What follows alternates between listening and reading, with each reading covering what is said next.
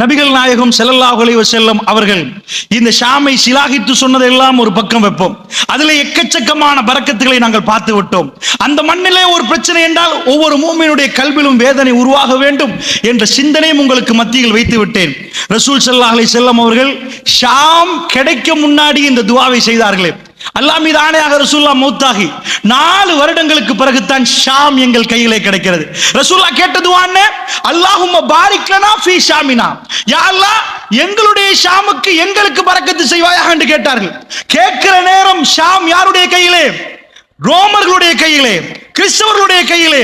ரசூலுல்லாஹ் மௌத்தாகி அபூ உபைதா இப்னுல் ஜர்ராஹ் ரலியல்லாஹு அன்ஹு அவர்கள் 4 ஆண்டுகள் ஹிஜ்ரி 15ஆம் ஆண்டு உமர் பின் கத்தாப் ரலியல்லாஹு அன்ஹு காலத்தில் அவர்தான் ஷாமை கைப்பற்றி கொண்டு வருகிறார்.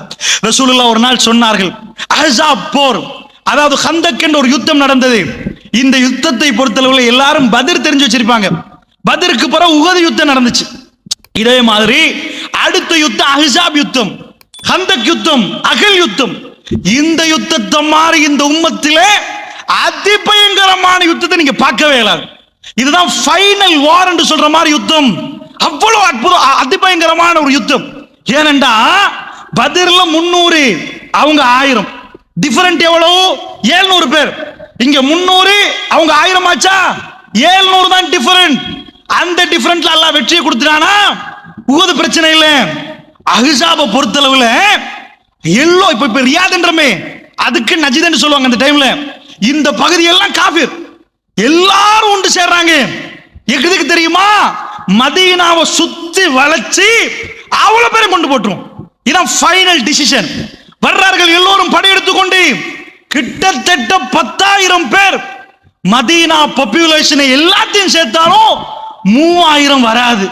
இப்ப எவ்வளவு டிஃபரண்ட்? 7000 பேர் டிஃபரண்ட். 10,000 வர்றான், 3000 பேர் இருக்கிற ரசூலுல்லாஹ் தாடியை பிடிச்சிட்டாங்க. மெசேஜ் வந்துடும். இப்படியே யோசிச்சுட்டு இருக்கிற நேரம் சல்மான் அல் ஃபாரிசி வர்றாரு.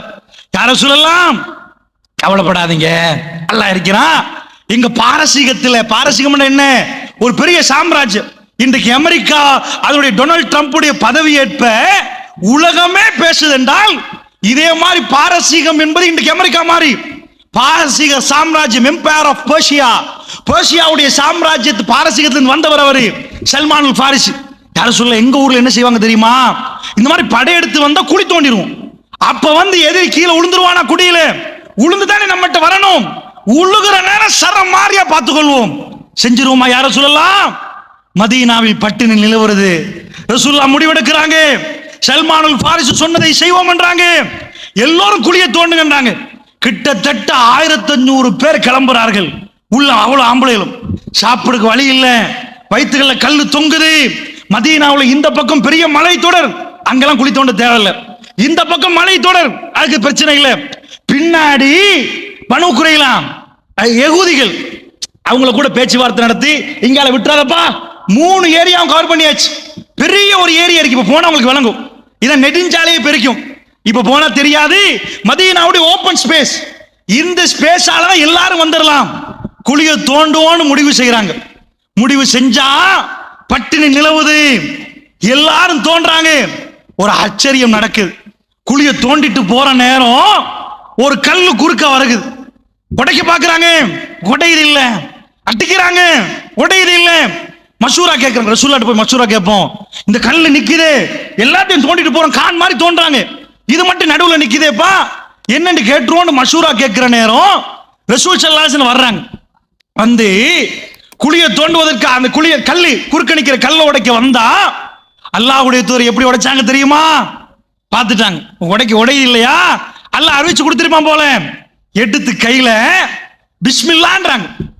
பிஸ்மில்லான்னு ஒரு அடி, கல்லு சுக்குணும், கல்லு உடையுது. அல்லாஹ் அக்பர்ன்றாங்க ரசூலுல்லாஹ். இதுதான் ஷாமுடைய வாசல் திறக்கிற நேரம். இந்த யுத்தம் வரைக்கும் எப்படி வரைபடத்தை கீத்துறாங்கன்னு பாருங்க. இன்னும் ஷாம் கையில கிடைக்கல.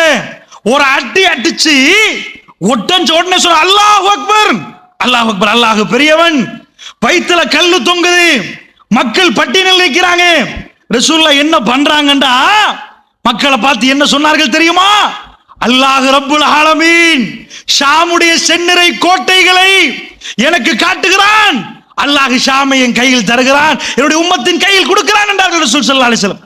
கல்லுல இன்னொரு பகுதி மீதமா இருக்குது. அப்படியே பிஸ்மில்லான்னு அறுத்தாட்டி கல்லு உடையுது. அல்லாஹ் அக்பர்ன்றாங்க. வயித்துல கல்லு தொங்குது.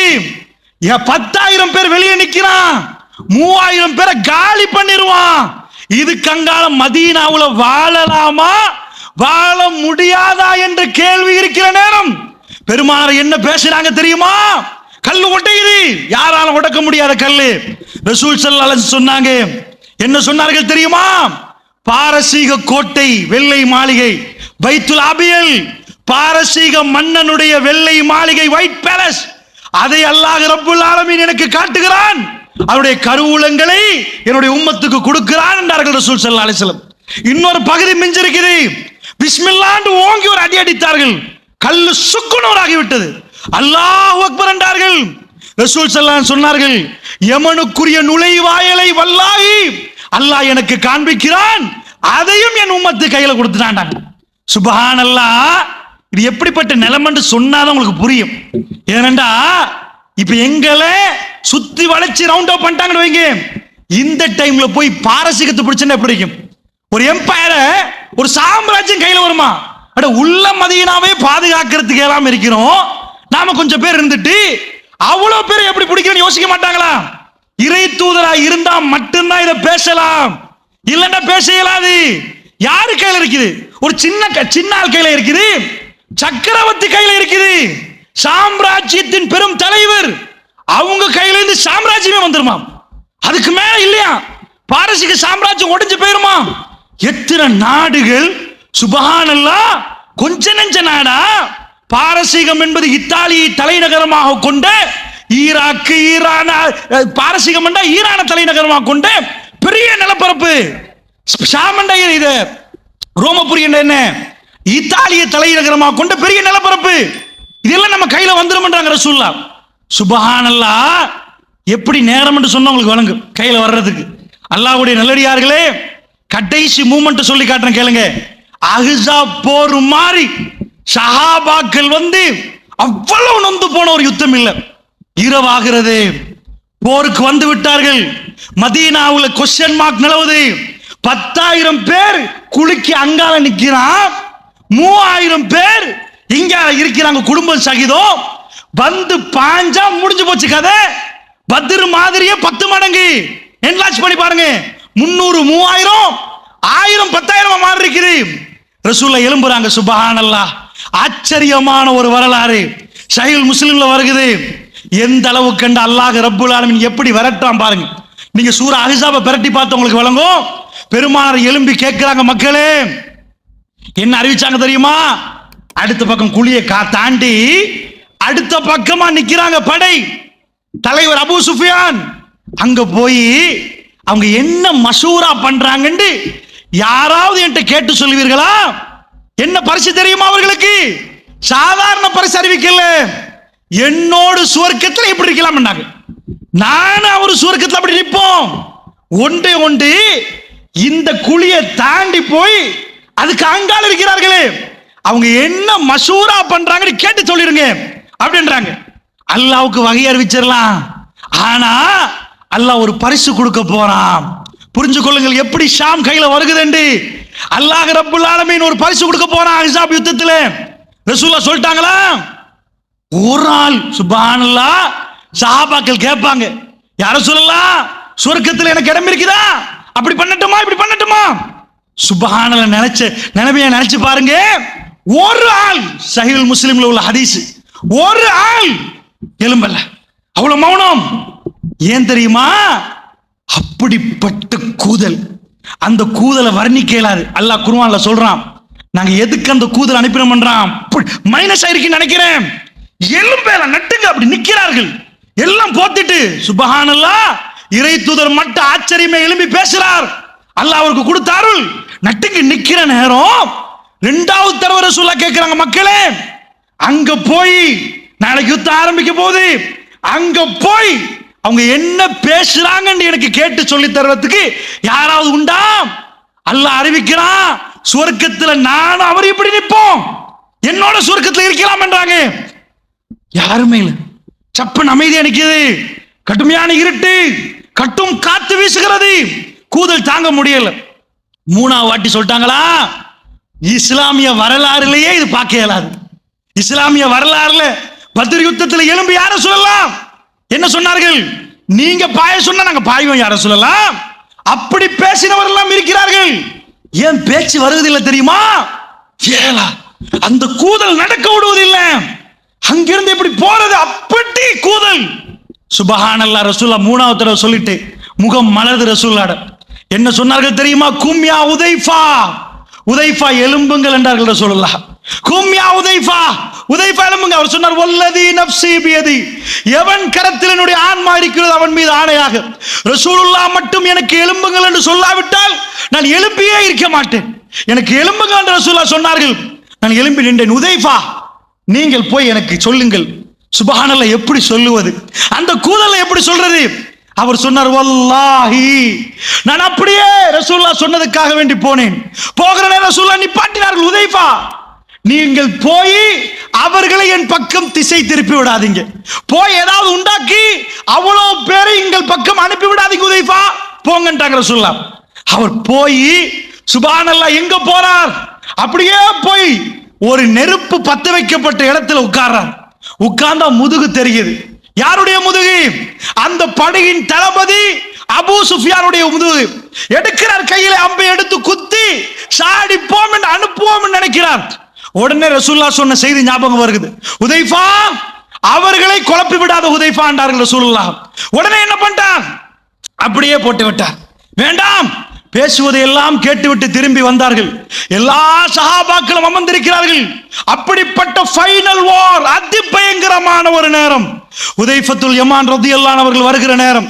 ரசூலுல்லாஹ் கூப்பிட்டு விட்டு, ஹுதைஃபா என்னப்பான்னு கேட்டார்கள். யா ரசூலல்லாஹ் அவர்கள் போக போறார்கள் யா ரசூலல்லாஹ், இந்த கூதல் அவர்களால் தாங்க முடியவில்லை, அவர்கள் சாக போறார்கள் யா ரசூலல்லாஹ், முடிவை என் காதிலே அல்லாஹ் எட்ட வைத்து விட்டான், அவர்கள் போக போறார்கள் யா ரசூலல்லாஹ். ஹுதைஃபத்துல் யமான் ரலியல்லாஹு அன்ஹு சொல்ற நேரம் என்ன சொன்னார்கள் தெரியுமா, நான் அப்படியே கதையை சொல்லி முடித்து விட்டேன், என்னெல்லாம் பேசினார்களோ அத்தனையும் சொல்லிவிட்டேன், அல்லாஹ் மீது ஆணையாக ரசூலுல்லாஹ் என்னை எழும்புங்கள் என்று சொன்னார், கும்யா உதைஃபா. நான் எழும்புற நேரம் அப்படி கூதலாக இருந்தது. போங்கள் என்றார்கள். வல்லாஹ் ஒரு சூடு காத்து வீசினால் அதில் எப்படி இருக்குமோ இந்த கூதல் அப்படியே இல்லாமல் சூடு காத்தில் பறந்து போற மாதிரி இருந்தது. நான் அப்படி, எனக்கு எந்த வேதனையும் இருக்கவில்லை. எல்லாத்தையும் கேட்டுவிட்டு நான் திரும்பி ரசூலுல்லாஹ்விடம் வந்தேன். வந்து கதையெல்லாம் சொல்ற நேரம் எதுவுமே இருக்கவில்லை. எல்லாத்தையும் முடித்து விட்டேன். கூதல் மறுபடி என்னை பிடித்துக் கொண்டது. ரசூலுல்லாஹ் ஒரு கம்பளியால் என்னை போத்தினார்கள். அவர்கள் தொழுதார்கள். நான் அப்படியே தூங்கிவிட்டேன். காலையிலே சுபஹ் நேரத்தில் என்னை எழுப்பாட்டி தூக்கம் மூஞ்சே என்று செல்லமாக என்னை பேசி எலும்பு உதைஃபா என்று சொன்னார்கள். ஏன் தூக்கம் மூஞ்சே என்று பேசினார்கள்? ரசூலுல்லாஹ்வுடைய சுவர்க்கத்தின் பார்ட்னர், சுவர்க்கத்தின் தோழர், அல்லாஹ் ரப்பல் ஆலமீன் அதிபயங்கரமான நேரங்களிலும் முஸ்லிம் உம்மத்துக்கு கொடுத்த நற்செய்தி. அல்லாஹ்வுடைய நல்லடியார்களே, இந்த ரெண்டு செய்தியும் நன்றாக பார்த்துக் கொள்ளுங்கள். ஒன்று, மதீனா என்ன நிலவரம் என்று தெரியாது, குழியை தோண்டிக் கொண்டிருக்கிறார்கள். அல்லாஹ் ரப்பல் ஆலமீன் ஃபைனல் நேரத்தில் யுத்தம் செய்ய இயலாது, வந்தவர்களை திருப்ப அனுப்புவோம் என்று கடும் கூதலை அனுப்பி யுத்தத்தை முடித்து விட்டான். அல்லாஹ் முஸ்லிம்களுக்கு வெற்றி அல்லாஹ் கொடுத்து விட்டான். அந்த வெற்றி நேரம் ஒரு தோழரை சுவர்க்கவாசியாக அல்லாஹ் இந்த உம்மத்துக்கு அறிமுகப்படுத்தினான். இப்படி இந்த யுத்தத்திலே தான் ஷாம் கையிலே கிடைக்கும் என்றார்கள். இந்த நேரத்தில் யாரும் நம்ப மாட்டாங்க. வயிற்றுல கல்லு தொங்குற நேரம் ஷாம் கிடைக்குமாப்பா, பாரசீகம் கிடைக்குமான்னு கேட்பாங்க. அல்லாஹ்வுடைய தூதரை நம்பின கூட்டம் வயிற்றுல கல்ல பார்த்துட்டு, சின்ன கிராமம் மதீனாவை இவருக்கு இயலாது, ஷாமான்னு கேட்கவில்லை. இறை தூதர் பேசினால் அது நடந்தே ஆகும் என்று நம்பினார்கள். அந்த நம்பிக்கையின் அடிப்படையில் அல்லாஹ் ஜல்ல ஷானுஹு வ தஆலா ஷாமை கொடுத்தான். ரசூல் ஸல்லல்லாஹு அலைஹி வஸல்லம் தொடர்ந்து சொன்னார்கள். அப்ப நான் கேட்ட இந்த ரசூலுல்லாஹ் கேட்ட துஆ இப்ப பொருந்துதா? யா அல்லாஹ் எங்களுடைய ஷாமுக்கு பரக்கத்து செய்வாயாக என்று கேட்டார்கள். நேரடியாக வருகிறேன் இன்றைக்குள்ள